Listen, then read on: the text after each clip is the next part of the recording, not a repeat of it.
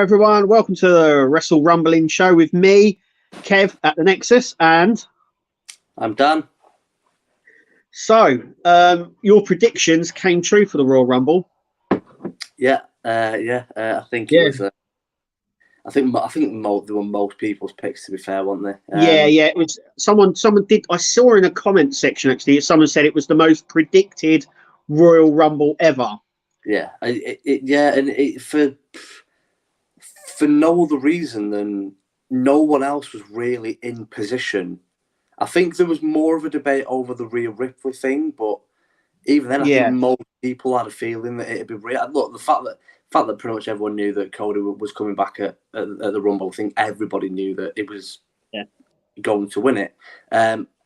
Rhea, obviously, I just think there was no other woman that you look at that you think deserved it as much as what she did. And you coined it as well because you said, "Oh, she's going to face Charlotte." Yeah. And on the Monday, she was like, "Yeah, I'm facing Charlotte Flair." And I'm like, "Gee, man, you've got a crystal ball somewhere. Where? Tell us the lottery numbers, and I'll put some down." To be fair, do you know what? I think it made sense because there's no story now. Like, there's no story that creative needs to come up with. Triple H doesn't have to write a story for that. The story's already there. Yeah. You know, and Rhea literally said in her promo exactly what I said on the last show we did. NXT title match rematch sort of thing. We faced at WrestleMania. We had match. The fans voted that our match of the night, and you beat me. So let's do it again at WrestleMania, and this time I'm going to kick your ass. You know, and the story's already there. There's nothing now that needs telling. All that needs to happen now is a little bit more interaction, a few promos, you know, between the two of them, kind of heat it up a little bit. You know, I think again, the story's kind of already written there. There's not an awful lot that they need to do here, because Rhea, if you look at pictures of Rhea from 5 or 6 years ago to now, you can't even tell it's the same girl. She had long blonde hair. She had no tattoos or piercings at all. She weren't even toned, and now she's muscled as hell. And short. She's gone from just looking relatively athletic, no tattoos and long blonde hair, to being ripped, short black hair, piercings, tattoos everywhere, and she changed the way she looked because everyone kept calling her the second coming of Charlotte. Yeah. Everyone kept saying how much she looked like Charlotte. So, you know, she was like, "Well, I need to make myself look as different as I possibly can." But even that, like that's an easy little nugget to work in for the promos. Is Rhea saying, "Look at me now. I changed the way that I looked because being compared to you made me feel sick." You know, there's it's already there. It's easy. Easy storytelling now moving forward with them too. Yeah, I mean, in terms of other storytelling as well, it's a bit. You can see what's happening with the Sami Zayn Roman Reigns story. Obviously, they've got a match at Elimination Chamber. Now, there's a little bit of a hiccup on that. So, I thought originally what was going to happen, we won't see Jay, and then what will happen is Jay will interfere in that match and cost Sami the match for the title. The only reason I say that is because I think that's what's hang on a second, sorry about that. The only reason I say that is because that looks like the way he walked out on the Bloodline. He didn't appear on SmackDown. It looks like he's gone AWOL sort of thing. That's the storyline they're going for. And then what'll happen is he'll have a match with Roman, and then he'll come back and cost Sami the match, and then that will set up a match between Kevin Owens, Sami Zayn for the Usos and the tag team titles. But the problem is it's been reported quite on a few sites actually that the Usos are banned from Canada because of DUIs. Yeah. So that throws up a sort of a bit of a spanner in the works, really. I don't know how. Because that's what the only reason I could see about getting round it was that fact. I don't see. It's definitely going to be, you know, Cody versus Roman Reigns for the WWE Universal title, both titles. Look, I think it would be a nice moment at Mania if Owens and Zayn win the tag titles off the Bloodline. I wouldn't hate it. I think, you know, that their storyline coming full circle. You know, we all know that they've been, you know, real life best friends for pretty much most of it. You know, they've won the tag team titles. They've won the tag team titles in a few promotions, including ROH as well, Ring of Honor. Yeah, that's what I'm saying. So like if you think that, you know, taking wrestling out of it, because obviously wrestling storyline, you know, how many times have they beat the living piss out of each other because they hate each other? Especially over in NXT and stuff. The early days, you know, they've been lifelong best friends since they were like 10 years old. Yeah. But then obviously all the up and downs that we've seen on TV, the amount of times that they've turned on each other and you know, fallen out and hating each other, and for it to come full circle and win, it'll be the first time that they'll have won the tag titles together in WWE, and to do it at WrestleMania, to take, you know, the titles off the Bloodline, and then either later in the night or on night 2, Cody then take the belts off Roman. I think it'd be an amazing story. I think it'd be a beautiful moment for them too as well. I think it'll be an emotional moment for both of them, and it's probably something that they want to do. They want to win the tag titles together as a team, but again, I don't think WWE can really lose it. Me personally, I think most fans would like that. But if they decide to not go around the tag title route, for me, it would make more sense for it to be Sami versus Roman night 1, because, you know, apparently Rock's. Apparently, it was supposed to be. The plan was Rock Roman night 1, Cody Roman night 2. But Rock said that he's not fit. Fuck off. No, I've seen some reports saying that he's left it open or something. No, so, Rock apparently has said that as time's getting nearer, he's pulled out of WrestleMania because he doesn't feel like he'll be in shape. Now, obviously, Roman Reigns a couple of weeks ago when he was on the Tonight Show with Jimmy Fallon, he said that he said, look, it's different about being fit and being in shape, but then having, you know, the ring, you know, taking the bumps, stuff like that. Yeah, I get that to a certain extent, but like, you can start doing that now. Like, you can start doing that 2 or 3 weeks before WrestleMania, just getting in the ring and taking a few bumps. No one's expecting Rock Roman to be a 15-20 minute classic. No, you know, no one was expecting that anyway. But if Stone Cold Steve Austin at WrestleMania last year can go 19 years without having a match, and then put on a match as well as he did with all the injuries that he's had, if he's capable of doing that, I'm pretty sure Rock's capable of putting on a 10-minute decent match against Roman when he's not had any of the injuries, and he's not 19 years out of the ring. So I'm calling bullshit on that. There's no way that Rock's pulled out this come out in like middle of January. Middle of January, so you're talking, you know, 3 months away. You're 3 months away from it, and you're saying, "Oh, I'm not in shape." Fuck off. Yeah, no. And Batista has also said he wants to be a part of WrestleMania this year. Has he? So there's been a lot of rumours whether they will induct him into the Hall of Fame, but he said he's definitely up to doing something at WrestleMania this year because of Hollywood. You know, he could appear. He said he's definitely up for it. Rock and Cena all make sense. All three of them, it makes sense for them to be there because it's in Hollywood. Yeah. Oh, definitely. But Batista came out. I think it was on Twitter. He said he's definitely up for doing something at WrestleMania this year. And someone said, "Is he going to go be in Hall of Fame?" So didn't he say after he had the Mania match against Triple H that he was done? It was done, yeah. But he has come out and said, as it's in Hollywood, he would love to do something. He doesn't care what it is. He would love to just do something on the show. Austin said the same thing, though. Austin also said this year. Apparently, there's rumours going around that Austin was offered anything that he wanted to have a match at WrestleMania, but he turned it down. But he did say that he was going to do something at Mania, but not a match. So I don't know what all that's. See, why? Why do they have to? Why, like, for me, if they do that, if Austin has a match again, that ruins and takes something away from Mania last year. Like, it was so special because it was in Texas, but everyone in that arena knew this is his last match. Yeah. He's come back for one last match, and that's what made it so special. I think if he has another match the year after, now you're just doing fucking Goldberg vibes. Do you know what I mean? I know that they look like each other, but fucking hell, you don't need to. No, but but apparently, like they reached out to him, and he said they offered him. I think they offered him loads of people to fight, and he turned them all down.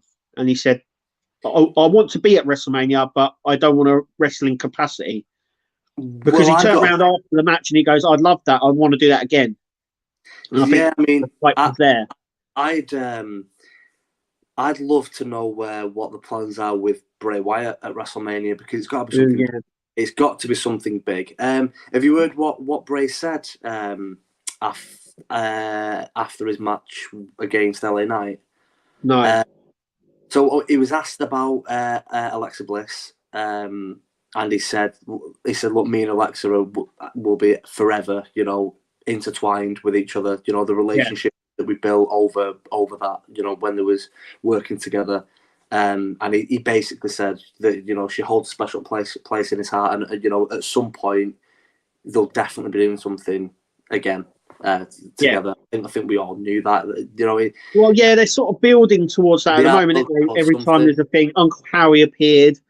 I mean, I think everyone's assuming that she was going to play the witch, but I don't know, because when she was, obviously, they could be using stooges in suits until they got the people to actually play them, but but they've not done that with Uncle Howdy. They've not announced who it is yet, but I think it's Bo. Like, there's certain camera angles where you can just see, his little cross earring, you can see his beard, the shape of his jaw.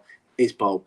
They haven't been using a stooge. It's been Bo, and the fact that Alexa Bliss was there because she had a match against Bianca Belair that night on the pay-per-view. I don't really see why they wouldn't, because when Bray did his entrance and they had when he returned at SummerSlam, they had all the characters when he returned at Extreme Rules, they had the Firefly Funhouse characters that had come to life, and obviously Wyatt keeps going about the Wyatt Six, so it's probably him and then five others that you'd imagine one being the Witch, Huskus, the Mercy the Buzzard, blah blah blah. But when he did his entrance and you seen the Witch, it wasn't Alexa in that. No, it was. You could just see that it was a woman that was a lot taller and a lot broader. So again, they could have been using a stooge, but the fact that Alexa was definitely in that arena, I don't know why you wouldn't if that's who she was going to be playing. But they're clearly doing something with Alexa. Uncle Howdy keeps turning up on Raw, and she keeps going into that trance. Trance. I mean, she hit Bianca with the Sister Abigail, obviously. So I'm interested. So he said that about Alexa, but then he said two other things. That was on the press conference that he said that about Alexa, but then he gave an interview with some magazine like a few hours after, and he was asked about bringing the old school Bray Wyatt back, the Eater of Worlds Bray. Yeah, no, I remember. I've seen that clip, and he said, "Without Brody, I can't do that." Yeah, he goes, "I wouldn't do that." No, he also said about the Fiend as well, didn't he? He said the Fiend's gone as well. Yeah, so he obviously said, with Brody now sadly not being here, I couldn't, it wouldn't feel right. He'd feel like he's kind of disgracing Brody's memory by doing it as well. And some people would look at it differently and say that it's paying respect to Brody's memory, and that John Hoover will be up there looking down, loving it. But if that's how Bray feels, and then that's how Bray feels. And obviously he said that in his head, the Fiend died at I think he said was it Mania where he had the match against Orton and Bliss up with the black ink coming down the face. I think he said in his head Fiend died that night as well. So night, yeah. I'm sure he's got loads of other characters up his sleeve. We don't know where he's going to take it. Yeah. But I was thinking, we're only a month, a little bit month away from WrestleMania. I don't really know. I've got a funny feeling it's going to be Asuka versus Bianca Belair at WrestleMania. I can't see anyone else winning the Elimination Chamber except Asuka. But I don't know where they go with that. I know they've sort of turning her into a heel character now, with the sort of the dragon character that she's done, isn't she? She's redone her makeup. She's turning heel, so it looks like that's the way they're going to go. So it looks like I've got a pretty distinct feeling it's going to be Asuka versus Bianca. I think that makes the most sense, and I think she's due another push. Yeah, definitely due. And then I don't know where they go with the US title. At this point, anyone in that chamber match could win it. And then where do they go from there? So, I think at this point you've pulled the trigger, and then pulled the trigger again, and then pulled the trigger again, and then pulled the trigger again, and then you finally, after a boring back and forth yo-yo of Theory, Lashley, Theory, Rollins, Lashley, Rollins, Theory. Like, it's just been like the last 6 months. Just make your fucking mind. Stick with it. I don't know what they're doing with that title, but I think the interesting thing about it is it could go to anyone in that match. Do you think Brock could potentially be a surprise entrant in that match? Because obviously, just because Lashley's in that match. Well, they're having. I don't know if you've seen it yet, but I see it's been advertised already. I've not watched Raw, so I haven't watched Raw, but I've seen an advert afterwards, and it looks like we're going to have Bobby Lashley versus Brock Lesnar at the Elimination Chamber. Right. And next week they've got a contract signing, and I can't understand why they've pulled the trigger now. Why haven't they leave? That's a WrestleMania match. That is a WrestleMania match. But yeah, it's definitely. It says it's on. It says it's on Brock Lesnar versus Bobby Lashley at the Elimination Chamber. I've got to say this. There's a couple of weird little things that have happened. Like, why did they pull the Becky and Bayley cage match? And apparently it's because the DX promo ran too long and blah blah blah. Right. Yeah. But there was other things that happened before and after that steel cage match that you could have shortened or completely pulled that weren't. Oh yeah. So. Nah, I'm calling BS on that. There's a lot of little, it feels messy, and what they've been doing with the United States title and it jumping back and forth and blah blah blah, and then now obviously this with Lashley and Brock. Why do it at Elimination Chamber? That screams WrestleMania match. Yeah. There's a lot of weird things that are happening, and I've just got to mention a certain 77-year-old man returned about a month ago. And then after that, things that are a bit weird have started happening. Creeping in again. I'm just saying, I'm not saying for a fact that it's him, but there's been 3 or 4 weird things that don't really make any sense that have happened since he's returned. So, I don't know. Yeah, apparently Triple H is still in charge of creative, but I don't know. They need to do something with the tag team titles, because now it looks like they're pushing a lot of the tag teams, but they can only push them so far without the titles separate.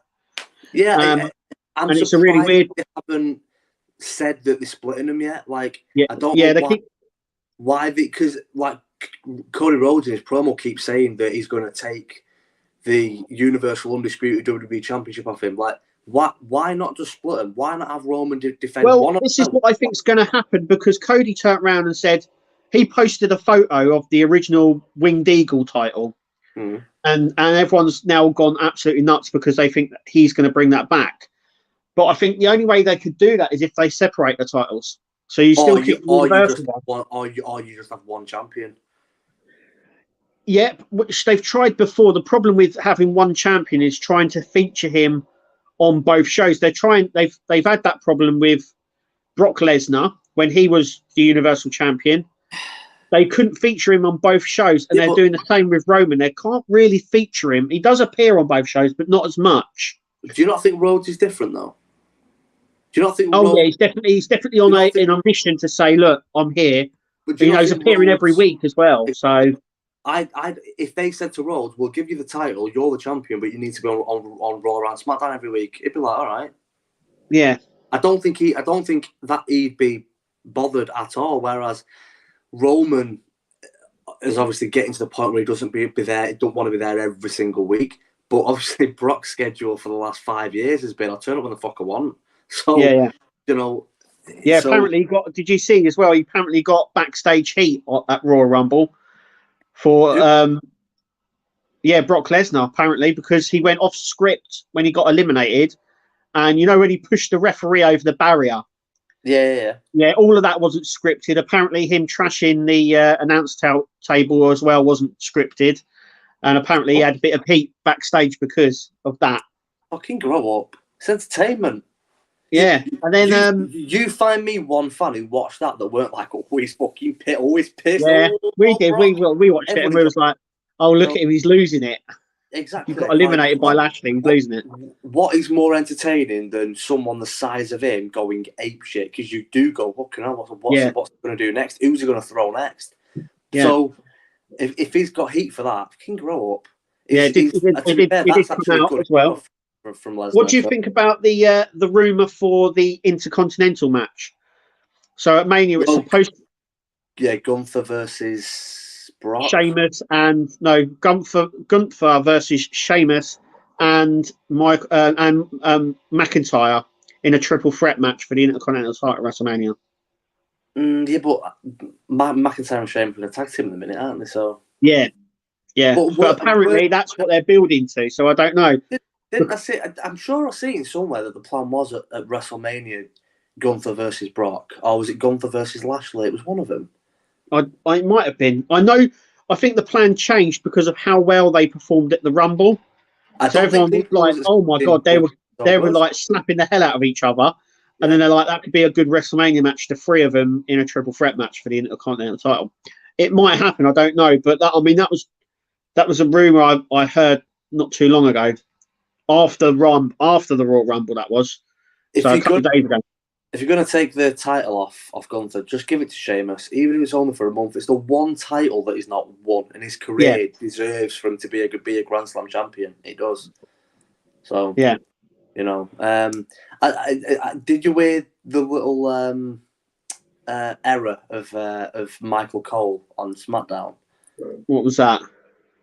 He was talking in the Fatal 4. He was talking about Shayna Baszler, and he said she's the only woman, and he I rewound it to make sure I weren't just hearing things. He definitely puts emphasis on the word woman, and he said she's the only woman to ever eliminate every single one of her opponents in an Elimination Chamber match, and I was like, incorrect. She's the only superstar to ever do it. No man's ever done that. Yeah. She's the first man or woman to ever do it. So I don't know why he was putting so much emphasis on the fact that she was a woman when it doesn't matter. She's the first. Also, there's the rumor for WrestleMania as well at the moment is obviously Shayna and Ronda to go up against the tag team champions for the titles, and they'll end up winning it for the women's tag titles. That's the rumor. Of course, they will win it if that's the rumor. But yeah, apparently they're being pushed to form a tag team to take the tag titles off of Damage Control. But I mean, they would absolutely obliterate. Shayna Baszler so underutilized. Yeah, she was massive in NXT. She held the NXT for over a year. I think she's the longest. I think apart from Mandy, I think she was the longest. And Asuka. Because she held it for such a long time. And when they called her up, they've not really used her at all. I don't know. Well, if you think about the way they brought her up, they brought her up by having a bite Becky. When she was going around biting everyone, weren't she? And they had blood everywhere and that. Yeah, so she came up by obviously biting Becky, targeting Becky. Then in the Elimination Chamber, she became the first person to ever eliminate every single opponent. She was fucking brutal and dominant in that match, and she looked the real deal. Anyone that watched that thought, fucking hell, she's an absolute ass kicker. And I'm not being disrespectful. This isn't what she's great at. She was great at actually kicking people's ass for real. Shayna Baszler is everything that everyone wishes Ronda Rousey was, but she isn't. No. Ronda Rousey in real life was a genuine, legit badass. Yeah. When she was in the UFC, she's nowhere near as good at wrestling as she was at UFC, and that's fine. But Shayna Baszler wasn't great at cage fighting, but she's amazing at wrestling. Yeah. And I'm amazed at how she's been been underused, because there's been times where they've kind of given the title to people that they didn't really know. Like they gave the title to Nikki Cross for a little bit because they didn't really know anyone else to give it to. Bianca Belair has had it for so long, you know. Charlotte came back and instantly got the title because they didn't really have anyone else. I think they only gave it to Liv Morgan because Liv's still really young, you know. She's still really young. I think they only gave it to her because they literally had nobody else.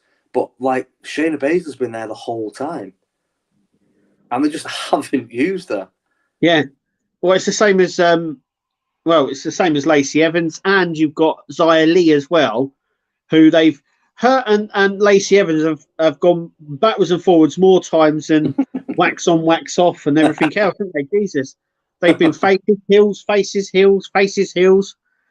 I just don't know where they sit. I always thought Lacey Evans' Southern Belle character is the best.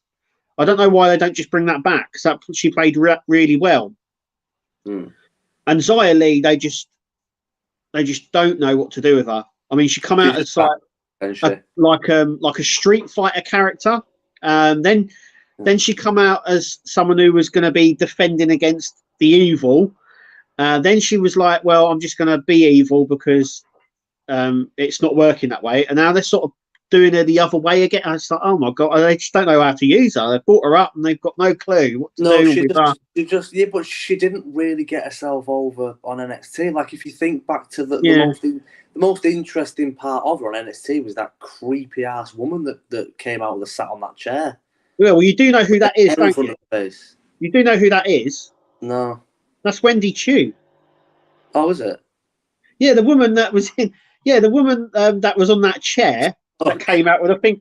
That's the woman that plays Wendy Chu. So she went from looking like something out of your fucking nightmares that literally creep the shit out of you asleep to now wearing pajamas and falling asleep all the time. Wow. I think that character is brilliant though. When that started off, it was brilliant because you would see her in the audience falling asleep.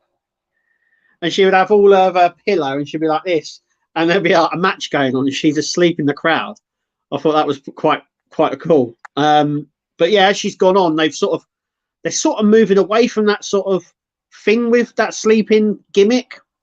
She don't tend to come out in like a onesie anymore or with a pillow. And it's like they're sort of moving away from that. But I thought it suited her really well. But yeah, originally she played the woman in the chair with Xia Li and the other one.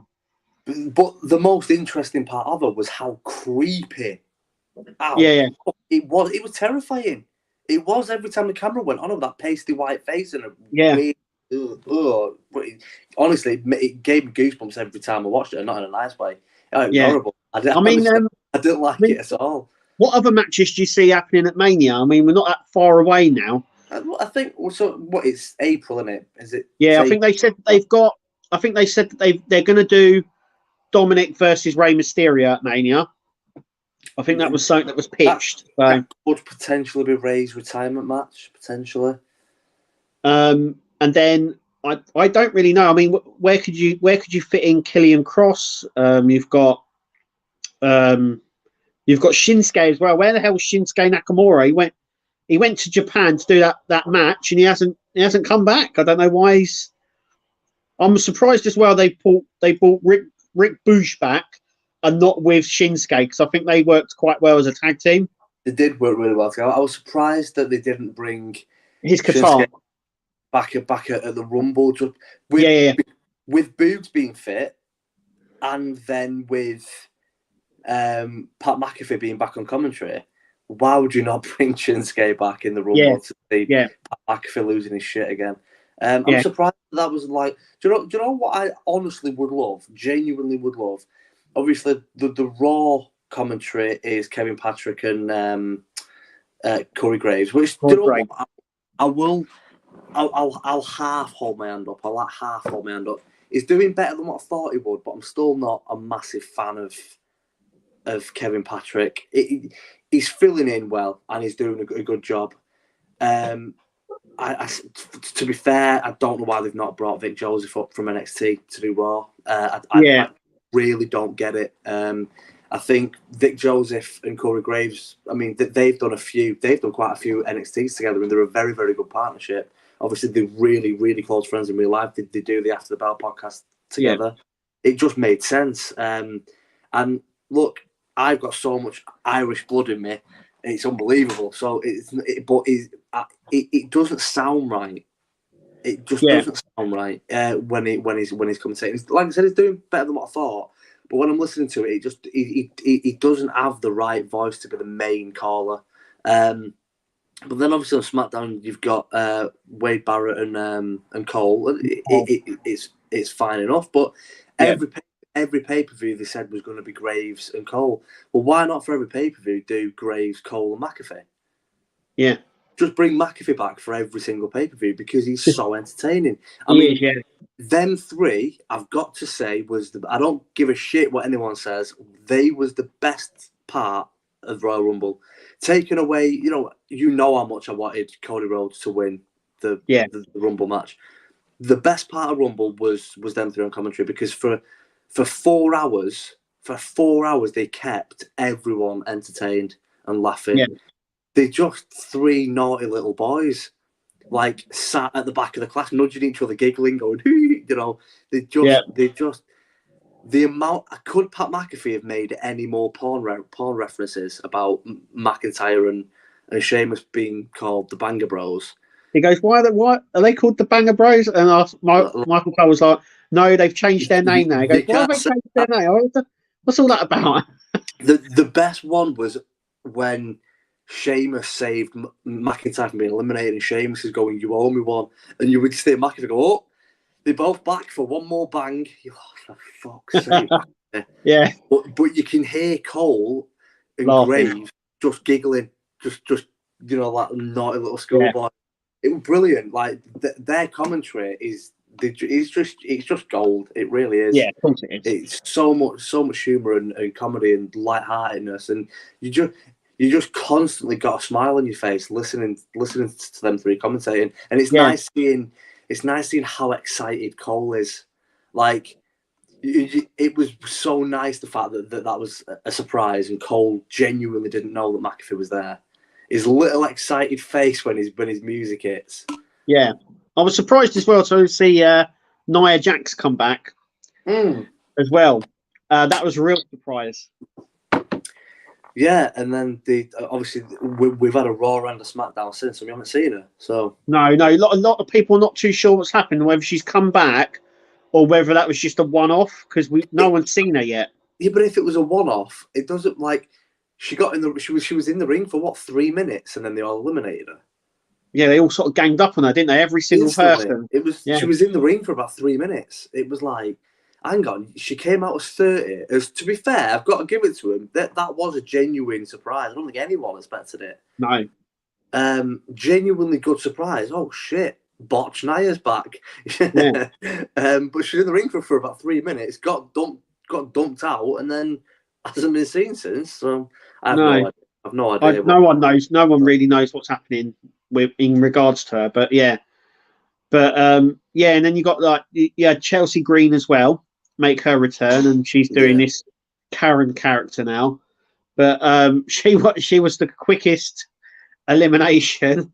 She came in and went out. Everyone was there. Oh, they've done her dirty. But at some point, you always got to think when you hear that, when you see things like that, you kind of think, well, they've agreed to do that. They've gone run down there. Everyone's going to get someone's going to clothesline. You're going to go straight out. They're not going to turn around and go, oh, well, no, I don't want that. They're going to go, okay, that's fine. That's, you pay me the money. That's what I do. So she's happy doing it. A lot of people go, oh, she's come back for this. But you got to think she's making a bit of money. She's getting TV time. She's, a lot of these wrestlers ain't silly. We all sit here and we sort of, oh, why would you do that? Why would, everyone says, why is Kevin Owens still there? Why hasn't he left? Because they're not silly. They're on good money. They're on really good money. There's always sort of talk online, isn't there, about it's backstage. It's not very good, and everyone's like, well, actually, it is. It's not as bad as everyone makes out it is. Yeah, but people like Owens has never really been out of the spotlight, has he? No, he's always been involved in something big. Like even when he's not in the title picture, he's always in a really good storyline. Yeah, and he always gets merch as well. He's always got a T-shirt. That's what I'm saying. So, I think, yes, obviously, I think it was close before we signed that contract last year. Yeah. I think he probably was considering leaving because he wasn't being used where he thought he should be. Yeah. But, you know, obviously, me and you've mentioned 3 or 4 times now on this podcast that, unfortunately for him, after the WrestleMania a few years ago, Chris Jericho left after that. Vince McMahon couldn't punish Jericho, so he punished Owens instead. Yeah. You know, so... Yeah.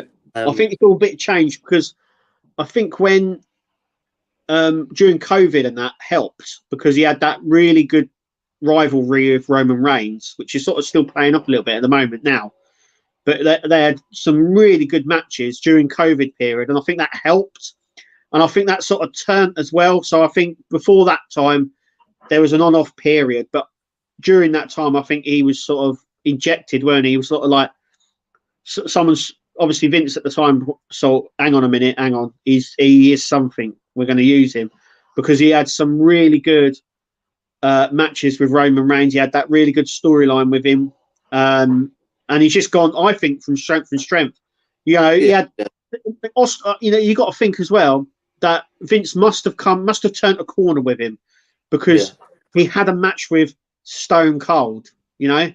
Yeah. And I guarantee at that point, they went, who do you want, Austin? Who do you want at WrestleMania? And he went, Kevin Owens.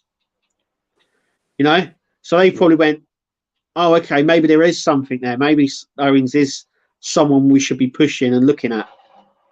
It's funny that it's kind of took so long for both Sami and Owens to get himself to this point now where they're arguably, alongside Roman, the 2 biggest stars in the company right now, Owens and Zayn. Specifically Sami, like the crowd are going ape shit for him, and it's like, oh, you finally cottoned on that as a superstar, have you? Because, you know, I seen it 10 years ago. Sami Zayn's incredible, unbelievable. You know, he's fantastic. The only difference between Zayn and Owens is Owens is much better at being. Specifically when he's a heel, much better at being a proper heel character, and he's also a lot better on the mic than Sami. I'm not saying Sami's bad, I'm just saying that Owens is a lot better. Owens is incredible on the mic and is incredible at his character work. But in the ring, Sami's a magician. He's unbelievable. But it's funny that they've both kind of got to this point at the same time. Yeah. Oh, I think they've also realised as well is that they can't keep relying on the same old. You know, we've got all these characters. You know, you can even see it with Sheamus and McIntyre as well. McIntyre had his push and then he just sort of drifted away. And you can see that they had a vision for him, and now it's just gone. But all these guys have been there for years, you know, like I say, Sheamus, all them, and now they're sort of getting a push all at the same time, sort of thing, like you're saying. And it's like they've been here for years, and they've just not really done much with them, and now they're sort of like, oh, hang on a minute.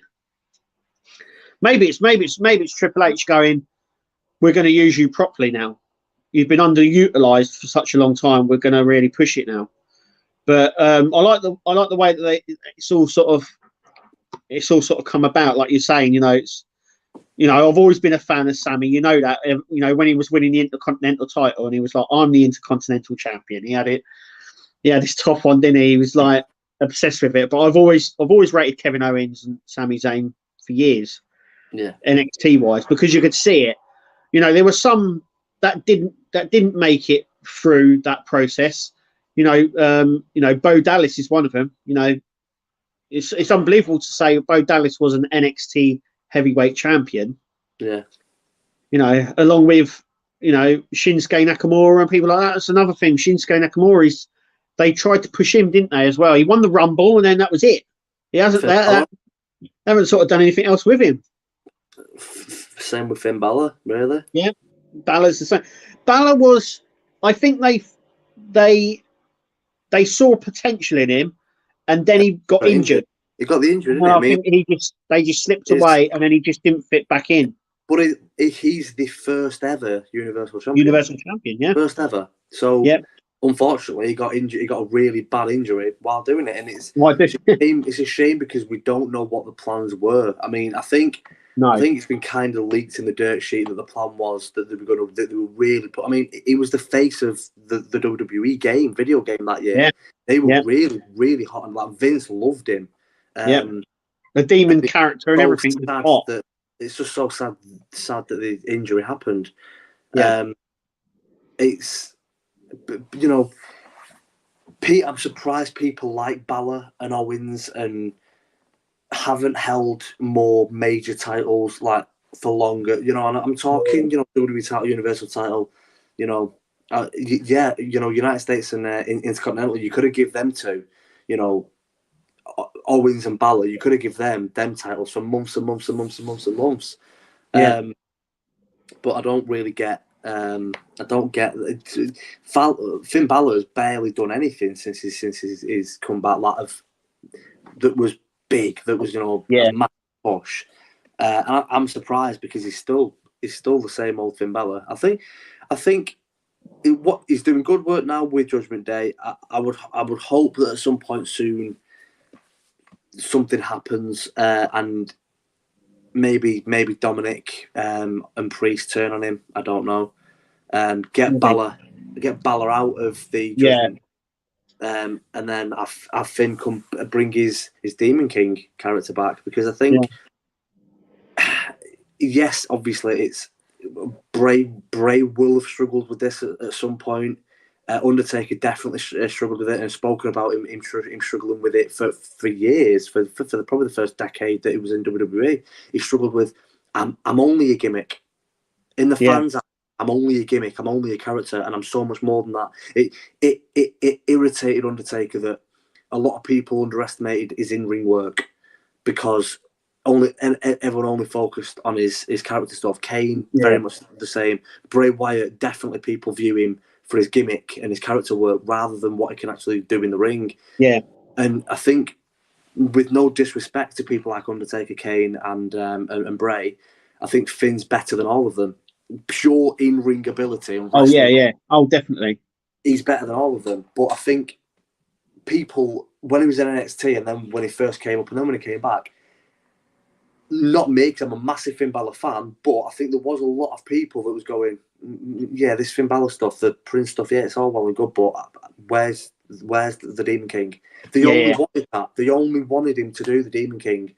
And I think if he wants, I think he said that because of how long it takes to get the paint pot on, it's why he doesn't do it often. But if he wants to have another shot at the title and possibly a title run, maybe he needs to start doing that character a lot more. Maybe not every week, but certainly every pay-per-view match, do that character. I think what happened as well with Finn is that he obviously came back from injury. They didn't really know what to do with him. And then the problem they had then was they sent him back to NXT. Well, that was his choice, wasn't it? That was his choice. Yeah. But it was, or maybe it's because he thought, look, they're not doing anything with me here. I can go down there and sort of bolster it a bit more. But I think he should have stayed on the main roster at that point. I think he should have just bared with it and sticked with it. I don't know. Because he had the Prince character at that point, wasn't it? It was he changed over to the Prince by doing his overhead kick to poor Johnny Gargano. That's another thing as well. There was two people that came up recently online where people don't know what the hell has happened to them, and that was Roderick Strong and Cameron Grimes. No one knows. Someone said they reached out to find out what's happened with the both of them, and there's nothing. No one knows what the hell.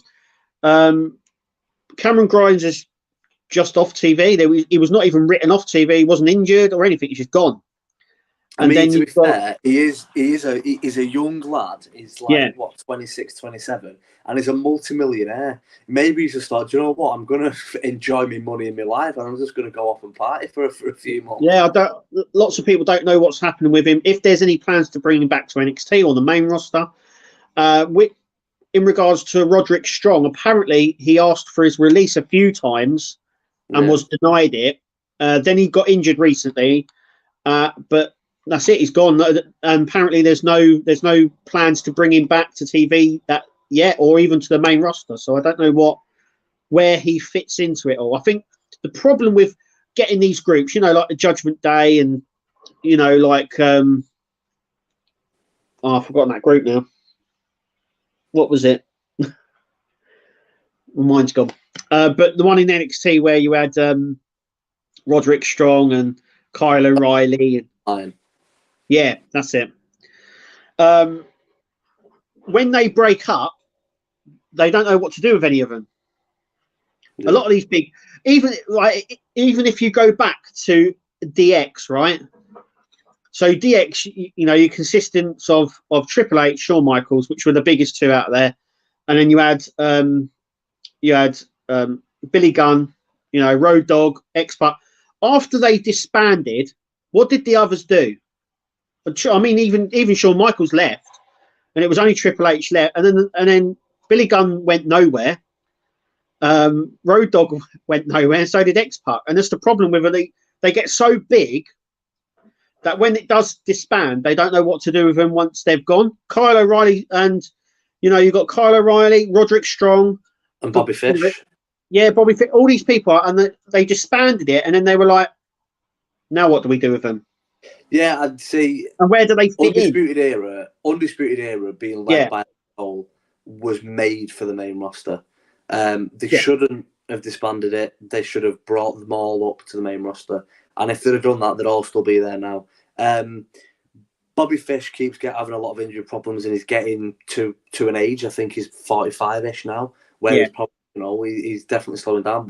But Fish and O'Reilly's in-ring chemistry was always fantastic. But Roderick Strong's a fantastic wrestler. Roderick Strong, again, falls under that character under the category of he isn't a unicorn.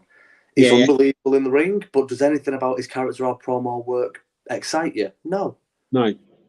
So, again, it doesn't matter. You can be the best wrestler. Look, I've said it before and I'll say it again, and I've got so much shit for it because people think, he's amazing. And he's not. I've said it for me, AJ Styles is the best in-ring wrestler that I've ever seen, but his character work, his promo work is subpar at best. It's not very good. I'm not saying it's bad, but you don't ever watch his promos or any of his character work and think, the only thing interesting about his character is his walkout.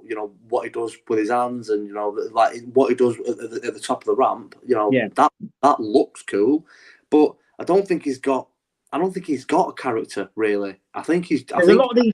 He's one of them where, he's made it purely because he is so unbelievably good in the ring. So he's just gone, I'm literally just going to get in the ring and just basically be myself. There's a lot of groups actually in wrestling, but in WWE right now, where you think, what if they broke up? What the hell would they do with them? And I'll tell you why it's perfect. You had AJ Styles and the OC. AJ Styles gets injured. What have they done with the OC? Nothing. Because they're nothing without him. And I see that with teams like Damage, not so much Damage Control, but a little bit. Like if you take Bayley out, what are the other two going to do? And I would say the same thing, and this annoys me. Actually, really annoys me. If you take Finn Balor out of the Judgment Day, it would collapse. Yeah, and that's even with Rhea Ripley being as good as she is, and with Damian Priest, in my opinion, being unbelievable recently. Yeah, I think Damian Priest has been incredible recently. But again, he did have a good character and gimmick on NXT, the whole Archer of Infamy thing. He's not very good on the mic. We all know that. He's not very good on the mic, but he did have a good character and he's good in the ring. Dominic Mysterio, I want to like him. Like, obviously, he's, things that he's saying about his dad and Eddie is, I remember, I need to ask you that actually. Apparently, Eddie Guerrero's family, Vicky in particular, but isn't Vicky still in partnership with AEW and doing shit over there? So that's probably why she's fucking mouthing off now. But I mean, to be fair, let's face it, Vicky Guerrero, she has always been a fucking. Oh no, that was a rumor that went around, and what I'll do is I'll send you over the tweet that Vicky Guerrero put out, and actually she said that she approves everything that they're doing with WWE, with the thing that they're doing with Dominic, and she loves it. I read that Vicky and all the members of Eddie Guerrero's family was unhappy with what they're doing with Dominic, but like it's just it's a way of keeping Eddie's memory. I saw it as well, and then no one had an official statement from Vicky. She put it on Twitter. Actually, she put, "I just want to clarify that I absolutely love the angle with Ray and Dominic, and I approve everything that they do, and it's great that they're keeping Eddie's memory still." So that's fine, but you've got to back me up. She has always been gobby, hasn't she? I mean, of course she has, yeah. When she was bloody Raw general manager, Jesus Christ. Excuse me. Yeah. Excuse me. Oh my God. Oh yeah, but going back to the teams though, you've got Imperium now. If you take Gunter out, the other two just become exactly. Yeah, but them two are good wrestlers. Of course they are, but they're nothing without him, and that's the problem. I think a lot of these teams have is when they go, "Oh, we're going to push Gunter on his own." Yeah. Well, what do we do with the other lot? Yeah, exactly. You know, they're not. It's not. Yeah. You know, it's different with other teams where you've got the Viking Raiders, Street Profit. Teams though, aren't they? They're not. Yeah, it's the groups. It's the groups that break down. Exactly.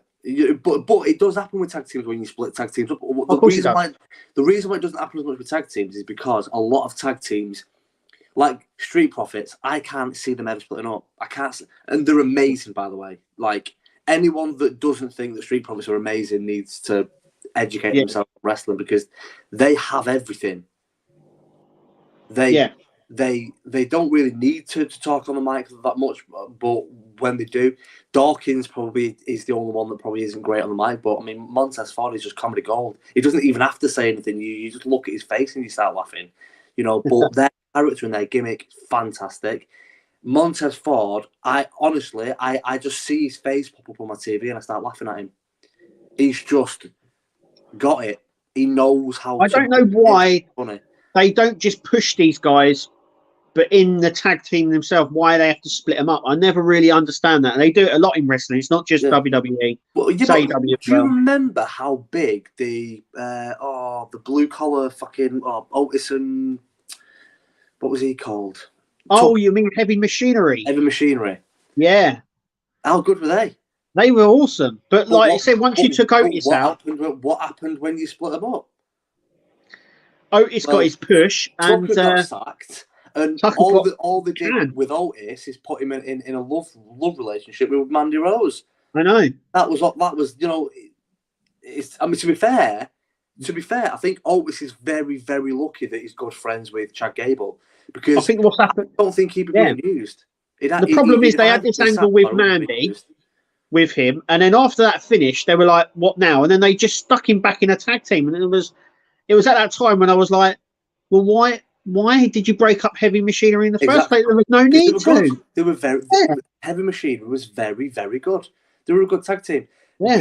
People are going to say no. You know, apparently Triple H has said he's never bringing them back, which I think is a massive shame. I would bring Enzo and Cass back. I've been saying it for years. They bring something different. Yeah, of course they do. You know, but again, what happened when you split them up? There's a lot of the teams like that where they also split them up, but then realise later on, they go, hang on a minute, maybe we shouldn't split them up. They've done that with the Dudley Boys actually years ago.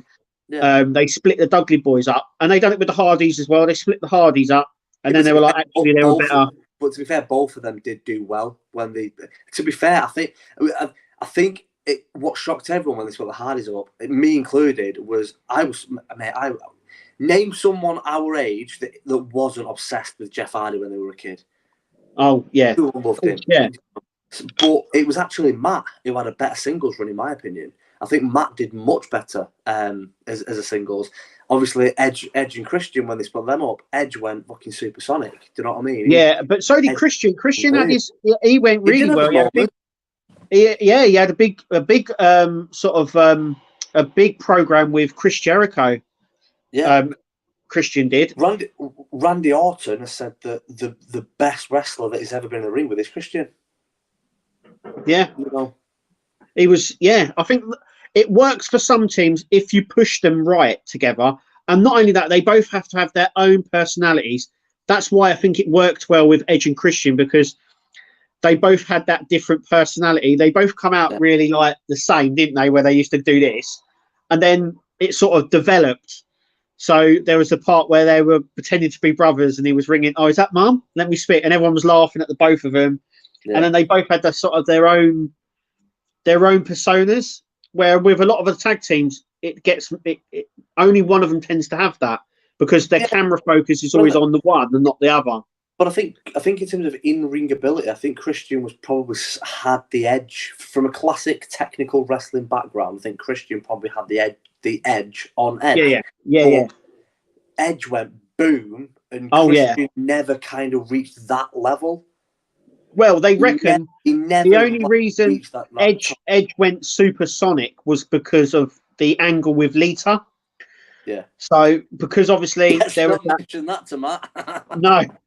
No, but if you watch that, and you can tell them, like, Matt goes off injured, and Lita's there in the program with Kane and Edge, and then it was like literally there was like real life heat there. I mean, I remember him jumping the barrier, and he wasn't really a wrestler then. He had been fired, Matt Hardy, and they were fighting properly. But after that, Edge went he just flew. He just went supersonic, Edge, after that point. But I have got to say that is shocking from Vince. Like, oh yeah, I've got to say that because this worried me. If I forget, remind me of a TikTok that I seen of Stephanie McMahon from years ago, and it was like, what the? It was like proper weird. Anyway, I'll get to that in a minute. But I find it disgusting what Vince did in that situation. Yes, you can do things that make good TV, and it did make good TV. I'm not saying it didn't, but these are human beings. And what if Lita would have killed herself? Because she's been very open about the fact that she had them thoughts at that time, that she genuinely was in love with Matt. She wasn't in love with Edge. It was just a lust thing. They just enjoyed banging. That was it. Yeah. It was just sex. She was in love and engaged and lived with Matt. And then when the affair came out that she was having an affair with Matt and Edge, Matt ended the relationship, kicked her out the house. But then she didn't want to be with Edge. She wanted to be with Matt. And when the affair came out, her and Edge ended it because she was like, fuck. She was then pissed off at him. I've lost my relationship because of you. And it was like, well, not being funny later, but it was both of you. You chose to do it. But that was when Vince made Lita and Edge. When they weren't talking in real life, they'd fallen out, and Lita's fucking life had exploded. She'd lost her house, she'd lost her fiance over her own mistakes, but she'd lost her house, she'd lost her fiance. She wasn't even speaking to Edge because she was probably ashamed of herself and regretted what she'd done. And then Vince goes, "I've got a great idea. I'm going to put you in a love triangle on TV every week for months." Yeah. Why would you do that to two human beings? Yeah. That must have been awkward and uncomfortable as fuck. But it just goes to show how kind of twisted in the head Vince is, but not as twisted as this. So about 10 years ago, Stephanie McMahon gave an interview. I don't know how I've not seen it before because it proper made me feel sick. Oh, is that the baby thing? Yeah. Yeah. Yeah. What? That was an interview years ago, yeah. There was a storyline coming out that she was going to be pregnant, and it was going to be Vince's kid. But when Steph said, "I can't do that, Dad," what did Vince say to her? I can't remember now. All right, Shane's the dad. Yeah. Oh my God! But this is what I'm saying. As good as some of the storylines has been over the years that he's done. There's also one. It's also worth going right up there with him. It's also worth looking at as well. There was an interview that she done, I think it was in 2004, where she said it was one of the it came up as one of the best moments for SmackDown, and she said what was her favourite moment, and she said I know it doesn't sound good, but she said it was when I slapped my mum, And she goes, I slapped her up really hard. And she goes, I don't know if she's playing kayfabe or what, but she said, yeah, Mum didn't like me doing that, but she goes, I proper hit her hard. And she goes, I actually love doing that. So I was like, maybe there was something actually under there. Maybe there's something there. Maybe her and her mum don't get along. I don't know, but I mean, I have no idea, but it does seem like a very dysfunctional family, which it's obviously going to be. I think it's got any wrestling family. You got to think any sort of big like wrestling family like that, all a little bit sort of dysfunctional and a bit weird. Yeah, of course.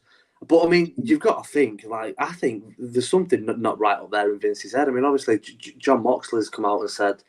He did the Jericho podcast, if you remember, like he did it the day before he debuted on AEW, but it weren't released until like the day after.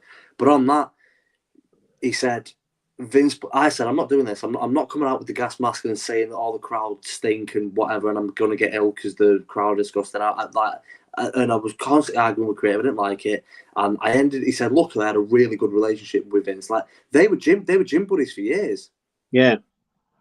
When he was in WWE, like they'd meet at like 6 a.m. like 3-4 times a week and hit the gym and spot each other. You know, Ambrose and Vince had a really, really close relationship. So he said, look, I had a really good relationship with Vince. He said, but I was sat in Vince's office and it was maybe gone, nah, I'm done. But he said, Vince obviously asked me to make a joke in a promo about what was happening with Roman. He said, this is, you know, my real life best friend going through real life cancer. Yeah. He said, and Jericho said, what did he ask you to say? And he went, it was that disgusting. I'm not going to mention it on air. As soon as we finish this podcast, I'll tell you. And then apparently Jericho put out a tweet saying that Mox did tell him what Vince had asked him to say. He said he said, and he knows Vince and he knows how dark Vince's mind can be. He said it even for Vince, it was bad. Yeah, it was around that time as well that he gave up. You could tell, and they sort of buried his character because they tried to get him in a match with Nia Jax, didn't they? Yeah. And he was just laughing, and you could tell that it was the end. Not only that as well, it's the first time ever, I believe, that they turned around and went, "Oh, Dean Ambrose isn't renewing his contract; he's gone." Yeah, what? Yeah, and they mentioned it on air. And they kept mentioning. Yeah, they mentioned it on air. They pushed it on their website and everything. Wow. If you think back to our early podcast together, we were convinced that it was a work.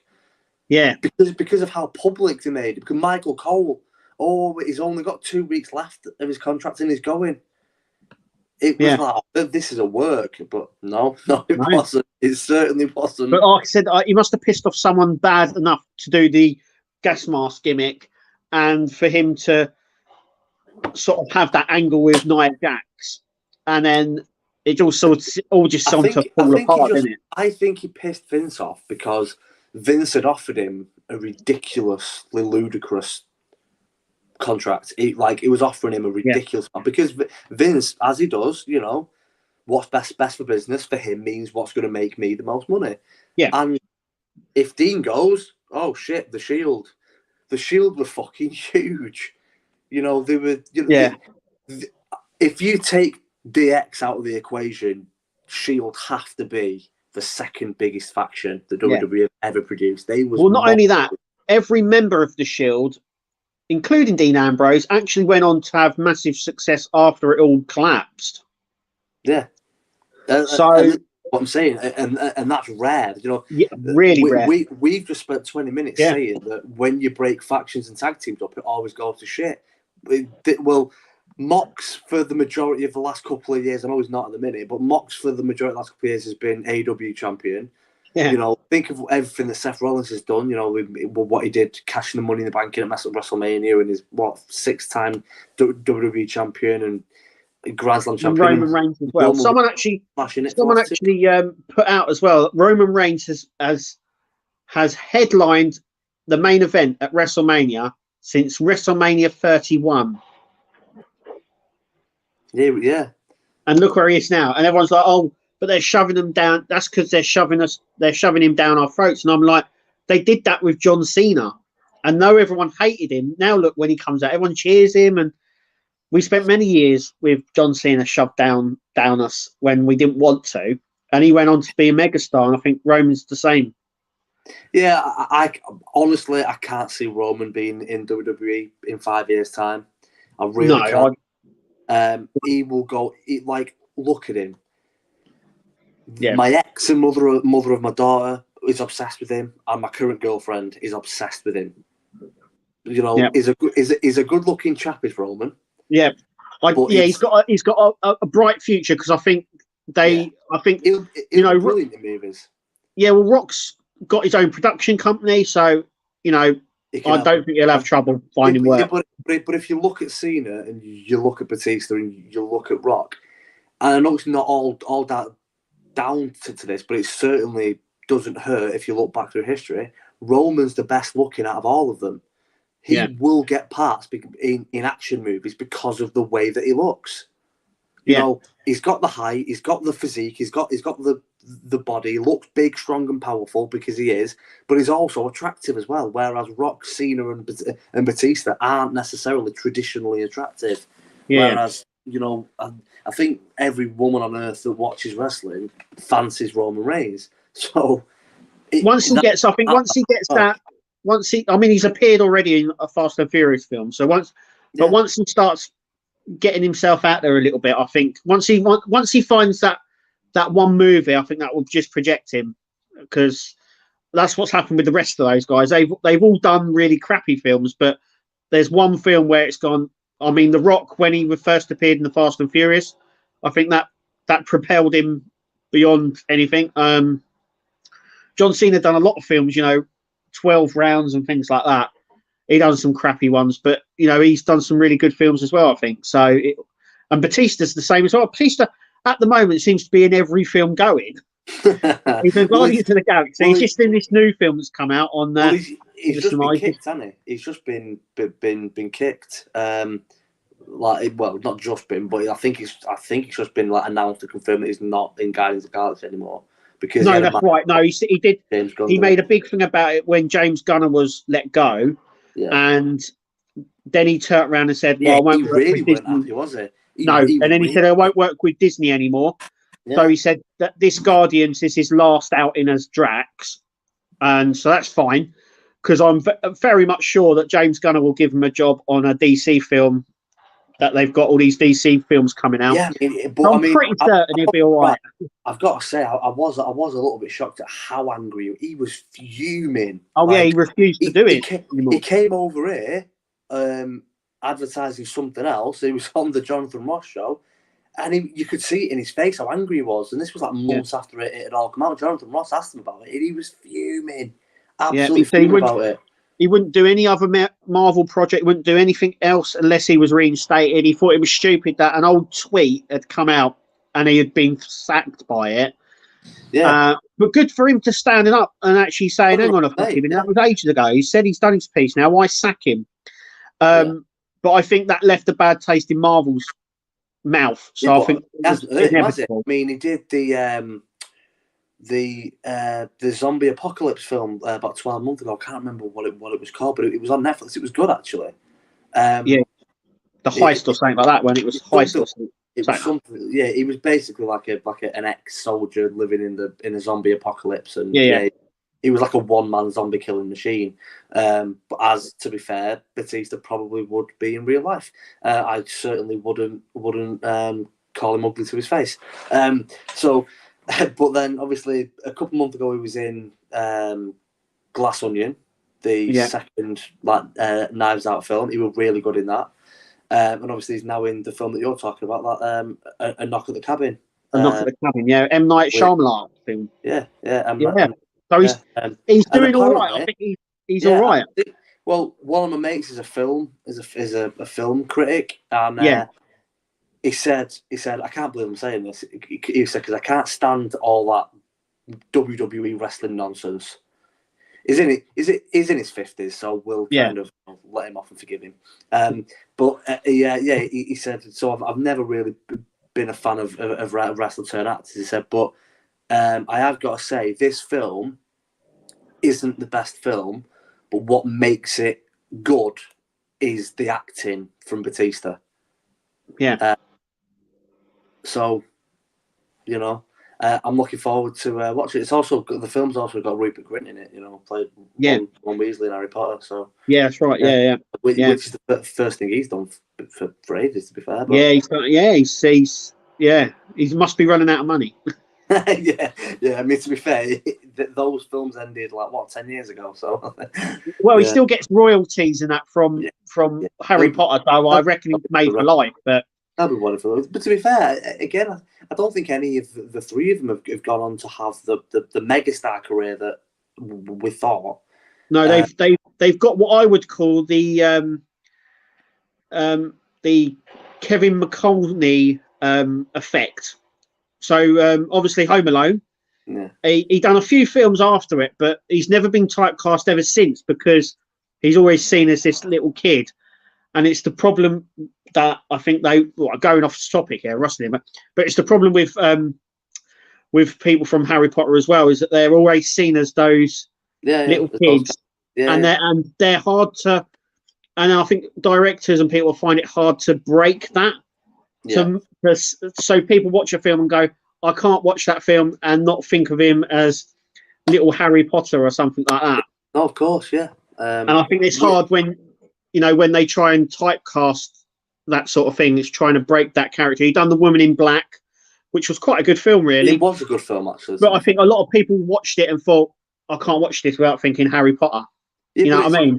But to be fair, it's mainly her, because I think when you look back at the earlier films, she was probably the most talented actor out of the three of them. She was probably the one that had more actual acting talent. Emily Watson, isn't it? Is it Emily Watson? Emma Watson. Emma Watson.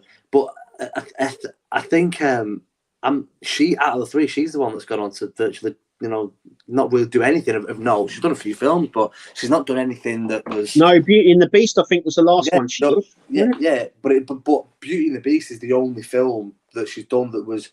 And it didn't even do well. It was I think she has said that she's kind of moving away from that. I think she's trying to move away from Hollywood, and some people can hack it and some people can't, I suppose. But it's a bit like wrestling. Some people can hack it being in the ring and some people can't. And that's why you have the drunk and the drug problems and everything else. Yeah, and not even just drinking drugs. I mean, have a look at Kurt Angle. His was like prescription painkiller. He was addicted to, so. Yeah, it's what...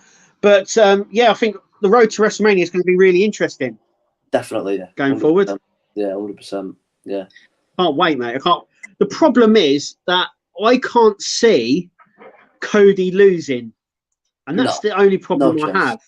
Yeah, no. And I just want to make this point as well. Last week we had Charlotte Flair versus Sonya Deville for the SmackDown title. Well, they had already announced that it's going to be Charlotte Flair and Rhea Ripley for the title at WrestleMania, and I was like, they do this all the time. WWE do this all the time. So they make a match, and then they'll make another match for the title. It's like, hang on a minute, 2 months away, we're going to have a title match, so you know who's going to win. It was a bit like, well, I know she wouldn't have dropped it, but there was still a chance. But that's where sometimes they should throw a spanner in the works and have the champion lose the title before. It would be. Yeah.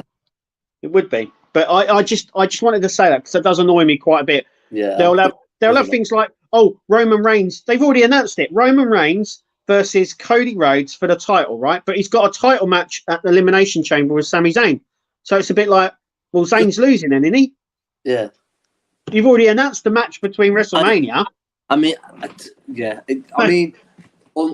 the plan is after WrestleMania for them to just have one big roster, and obviously how it was years ago where everyone's just on Raw and SmackDown.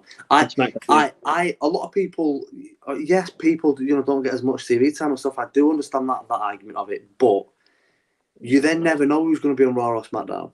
No idea. No. So when someone turns up, you're excited to see them because they're not guaranteed. Like right now, Seth Rollins is guaranteed to be on Raw. Yeah. Charlotte Flair's guaranteed to be on SmackDown. You know pretty much who you're going to see on every single show. When it's just all one roster, you have no idea. I remember being a kid, and you're a kid, so you're more excitable anyway. But I think a big reason why you get excited every week when Kane come out or whatever was because it wasn't on every single Raw. Because you know, some weeks it'd be on SmackDown. A lot of them would appear on Raw and SmackDown the same week. So you was like, so you know, they're pushing the storylines as well. So if one of your favorite wrestlers that doesn't have a title is on Raw, you're then not going to be expecting them on SmackDown, because more often than not they probably won't be on SmackDown. But then when they do, they'll be going, "Fucking hell, no way!" Yeah. You know. Yeah, exactly. I don't know where they're going to go. It's going to be interesting what happens after WrestleMania. I mean, how long do they run with Rhodes as the champion? I mean, who does he then drop it to? I mean, to be fair, you would think Rhodes would have it for at least a year. You would think. Well, if Rhodes wins it, it's sort of like, well, who then does he face? Who's going to be the first person that he faces for it? Anybody. McIntyre, Sheamus, Ziggler.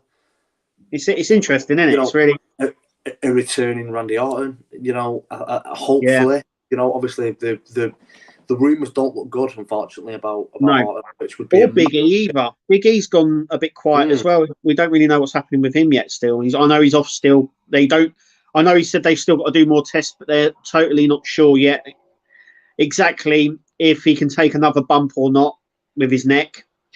Like you're saying, Orton doesn't know whether he'll be back because of the state of his back. I don't know.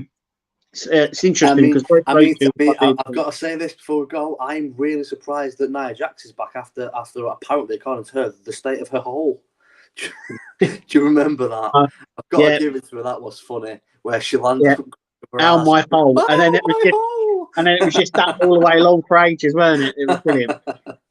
But shall we wrap it up there? Yeah, I think it's time. Yeah, it's been a great show. I loved it. Yeah. So I'm going to go. Thanks for watching and listening to us. I've been Kev. I've been Dan. See you next time, guys. See you next time. See you later, guys.